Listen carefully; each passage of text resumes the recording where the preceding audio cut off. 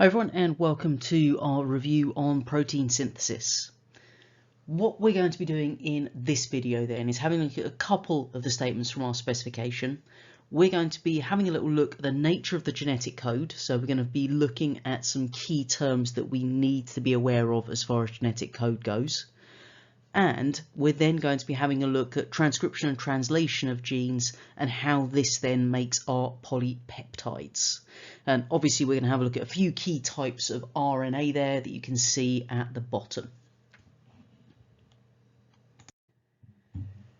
Before we really delve into the whole process of protein synthesis, we are going to be talking about RNA, we are going to be talking about DNA.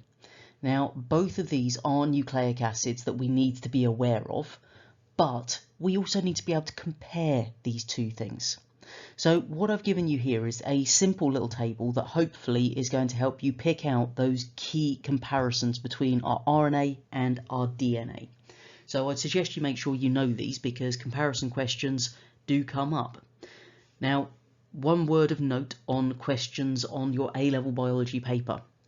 If they give you a comparison question, this works for any of these comparison questions where they have given you one of these little tables that's already drawn out with little boxes, etc. Then when you're answering it, can we make sure that whatever goes into box number 1, the comparative statement for that box goes in box number 2. So for example, box 1 could be that RNA has the sugar ribose. We would then need to, in box 2, put in DNA, the sugar is deoxyribose. If you stick those in weird places and they're not literally on that same row, you are not getting the marks. We literally read it as the comparisons on each row. So you can't do a scattergun approach of how you write it. They must be on the same row.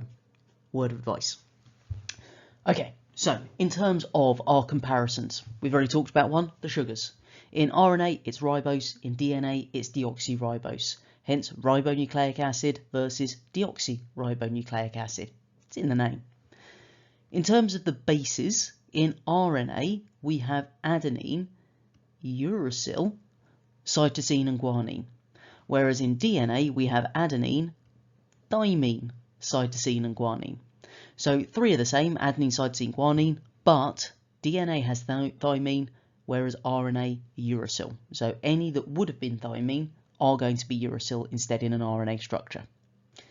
RNA is single-stranded, DNA is double-stranded, and RNA is a short nucleotide chain, whereas our DNA is a long nucleotide chain.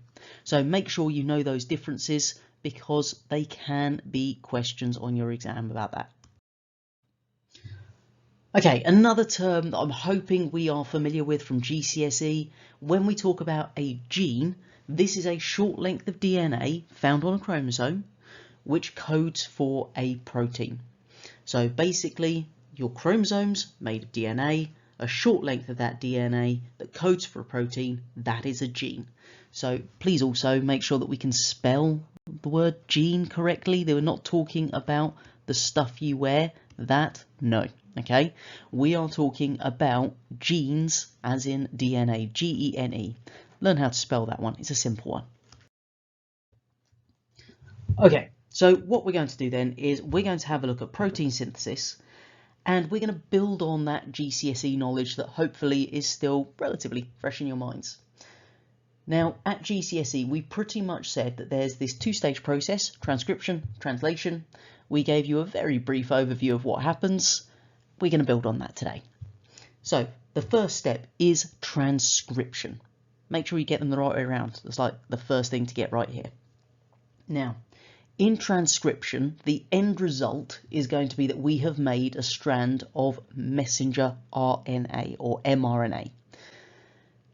In order to do this, obviously when we start off, then inside our nucleus, we have got our DNA in its double helix shape.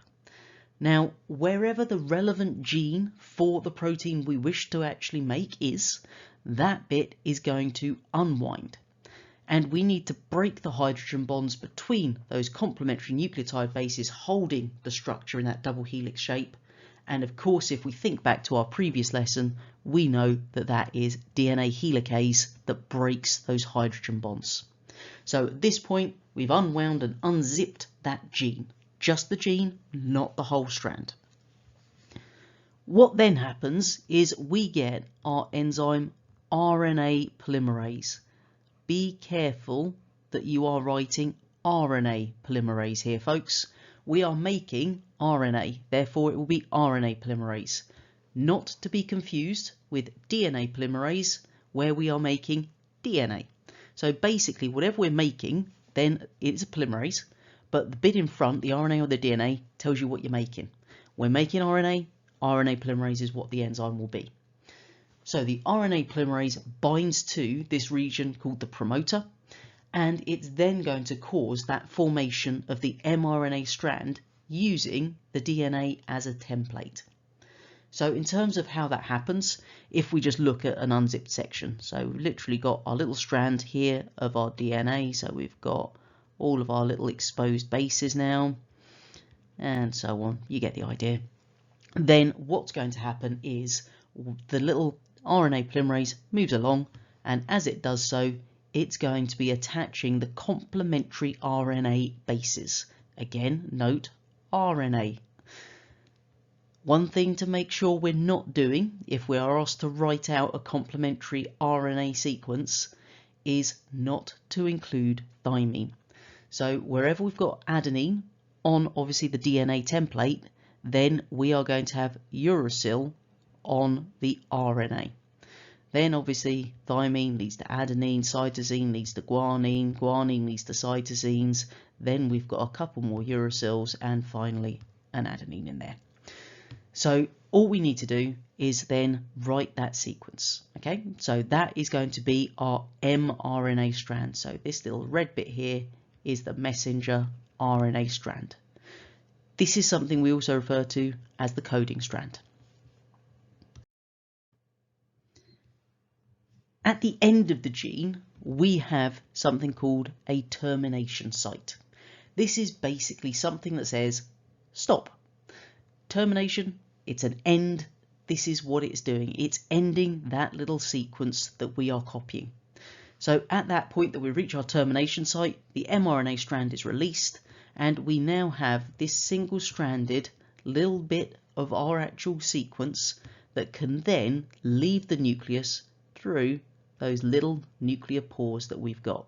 So our mRNA, off it goes, and it's then going to go into our cytoplasm where it's going to find a ribosome. Now, that was transcription. The basics of transcription, we are making a strand of messenger RNA. That messenger RNA is obviously synthesized within the nucleus, and then it leaves through one of the nuclear pores to go to the cytoplasm where it will join with the ribosome. Before we can delve in to our next part of protein synthesis, we need to have a look at a couple of other types of RNA. So messenger RNA, we've looked at that. We now need to know about transfer RNA or tRNA, and then we're going to look at ribosomal RNA as well. So tRNA, this is it here. It's got a very unique and distinctive shape. It looks kind of like a oddly shaped clover plant, okay? Now, transfer RNA is all to do with bringing in the right amino acids, okay? Now, the tRNA is actually made in that structure that we looked at in our first topic, the nucleolus, and then it's moved into the cytoplasm. Now, tRNA is still a single-stranded molecule because it is RNA, therefore it will be single-stranded, but it's been twisted up into a shape we refer to as hairpin. Now, what we can see is, if you have a little look over at the diagram, we've got a 3' end, we have a 5' end because it's a single strand. And all we've done is we've just twisted it up to make this distinctive shape. At one end, so at this top end here, we can see that there is a little sequence of 3 bases. Now, those 3 bases are actually going to attach to a specific amino acid. So this is where we're going to have an amino acid stuck on to the tRNA. And depending on what the bases up here are, determines which amino acid it is. Then down at the other end, at the bottom, these three little bases down here, that is something we refer to as the anticodon. Now, the anticodon is going to be complementary to the mRNA codon. So basically, the mRNA has that little triplet codon, those three bases, that are going to correspond to a particular amino acid. On the tRNA, we have the anticodon at the bottom there that's complementary to that, and that is then going to allow our tRNA to attach. We'll have a look at it in more detail when we look at the next stage of our protein synthesis. The third type of RNA we need to know about is ribosomal RNA, or rRNA. Now, the rRNA is used to make our ribosomes. Now, ribosomes, hopefully we know from GCSE, very important in terms of making proteins. They are one of the key units, if we like, in actually doing this. And the ribosome itself is made up of these two components, ribosomal RNA and certain proteins.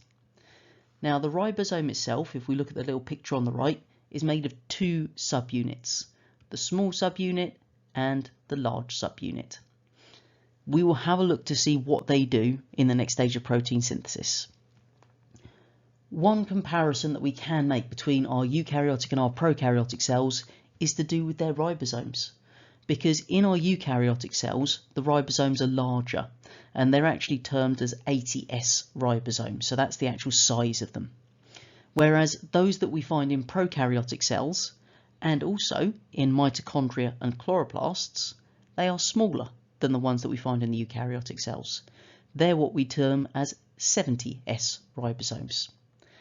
Now, obviously this has a little link to some of the work that you're going to be doing on things like respiration and photosynthesis, where they ask about the mitochondria and the chloroplast and their potential origins, because if they contain 70S ribosomes, then they are obviously very similar to prokaryotic cells. Therefore, what do we say? We believe that they were once free-living prokaryotes that then formed this symbiotic relationship with our eukaryotic cells. So that's one you can look out for in future lessons. Okay, on with stage 2 of our protein synthesis. Now we understand some of the bits we're going to be talking about. Stage 2 of protein synthesis is translation. Now, translation is basically where we're going to read something and get something from it. Okay, so if we think about when you translate something, if you've done it in languages, you've read something in French, and then you can change it into your English. Here what we're going to do is we're going to read an mRNA code and change it into a protein. That's literally what we're doing in our translation. So, what we said at the end of our transcription was our little mRNA strand, if you remember, had left the nucleus, gone to the cytoplasm, and it's then going to come into contact with our ribosome. Now, the first thing that happens is the small subunit of the ribosome actually binds to a region on our mRNA called the start codon. And that's a little sequence AUG. So that's literally the little bit of our mRNA sequence that says, begin here, the start codon AUG. Next, what we're going to find is that the tRNA, so the transfer RNA, with that complementary anticodon, and if it's AUG, obviously it's going to be UAC, is going to bind to the start codon through these temporary hydrogen bonds. Now, as it does so, on the end of it, so we got a little tRNA coming in here, and that has an amino acid attached to the top of it. Now, it will always be methionine, because it's going to always be that same sequence. So that tRNA comes in, hydrogen bonds to our little start codon, and we have our first little amino acid there. What then happens? The large subunit of our ribosome binds on, and we're ready to go. Then the next tRNA molecule with the complementary anticodon to the second codon on the mRNA is going to bind, and the two amino acids bond together by the formation of a peptide bond. because if you remember where we're talking about our amino acids, then we will always have a peptide bond between them. Back to our proteins work from module 2. We then have that first amino acid being released from the tRNA, and the tRNA releases from the mRNA strand, and off it goes. The ribosome moves along to the next bit of the mRNA sequence. It then just continues moving along, new tRNAs come in, attaching the next amino acid, etc., all the way along that mRNA sequence until they reach the stop codon. Now, the stop codon is, as the name suggests, it's a little codon, sequence of 3 bases that says stop here. Now, the reason it stops is because there are no tRNA molecules with that complementary anticodon for them. We've got 3, UAA, UAG and UGA. So as soon as we see any of those 3 sequences, then there's no tRNA that can come in, therefore the polypeptide chain is released. The ribosome then detaches from the mRNA and it can go on to synthesize another polypeptide chain as it sees fit. That polypeptide that we've released, because we've now got that primary structure, remember the sequence of the amino acids, then based on which side chains etc. are in there, we get our secondary and our tertiary structures occurring. So it will fold up into its tertiary structure, that 3-dimensional shape. This little diagram here is something that crops up on your exam papers from time to time. So what does it mean? What on earth does this weird thing actually tell us? Well, it tells us what codons code for which amino acids. So we can see the amino acids around the outside here. These are all our different amino acids. And as you work your way in through those little 6 or coloured sections, if you like, we've got those different possible codons to code for said amino acid. So let's have a little look, shall we? Here's our little start codon first of all, okay? Now, we know the start codon codes for methionine. There it is, okay? Now, how do we read this? You start at the center, okay? So we always start with one of the 4 ones in the very middle there. So you can see we start with an A. Then, as we come out here, we get to a U, and then we come further out, we've got the G, and that's methionine. If we were to have a look at some of the other ones, let's have a look at valine over here, for example, then what we can see is we've actually got 4 potential sequences. So always start in the middle, remember. So we could have G, U, U. We could have G, U, C, G, U, A, or G, U, G. All of those code for valine. So there's 4 potential ways that we can code for that same amino acid. So when we looked at our spec statements, we used these 3 terms that we haven't fully explained yet. So we said that the genetic code is non-overlapping, degenerate and universal. So what do those 3 things mean? Well, we've seen what they mean throughout this lesson, but let's just recap so we've got it all clear in our head. First of all, as we've literally just seen on that diagram, multiple codons are able to code for the same amino acid. So we just saw that example where we had 4 different codons for one amino acid. Now, this is the phrase degenerate. So the genetic code can be described as degenerate because multiple codons code for the same amino acid.